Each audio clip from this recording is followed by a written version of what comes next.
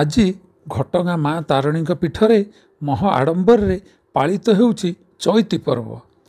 ଆଜି ଓଡ଼ିଆ ନବବର୍ଷ ଏବଂ ମହାବିଷୁବ ପଣା ସଂକ୍ରାନ୍ତି।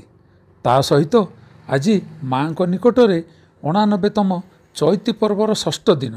ଏହି ଅବସରରେ ଆଜି ଘଟଗାଁ ମା ତାରିଣୀଙ୍କ ପୀଠରେ ଏହି ମହାବିଷୁବ ପଣା ପର୍ବକୁ ମହା ଆଡ଼ମ୍ବରରେ ପାଳନ କରାଯାଉଛି। କାରଣ ଆଜିର ଦିନକୁ ମା ତାରିଣୀଙ୍କ ଜନ୍ମ ଦିବସ ଭାବେ ପାଳନ କରାଯାଇଥାଏ। ଏହି ଅବସରରେ ମାଙ୍କର ସେବାୟତମାନେ ଆଜି ଭୋର 4ଟା ସମୟରୁ ମାଙ୍କୁ ପ୍ରଥମେ ମହାସ୍ନାନ, ମାଜଣା, ବଡ଼ ସିଂହାର ବେଶ, 1600 ଉପଚାର ପୂଜା କରିବା ସହିତ ମାଙ୍କର ସମସ୍ତ ନୀତିନୀତି ସମ୍ପୂର୍ଣ୍ଣ କରି ମାଙ୍କର ସେବାୟତମାନେ ମାଙ୍କୁ ସୁନାବେଶରେ ସୁସଜ୍ଜିତ କରିଛନ୍ତି।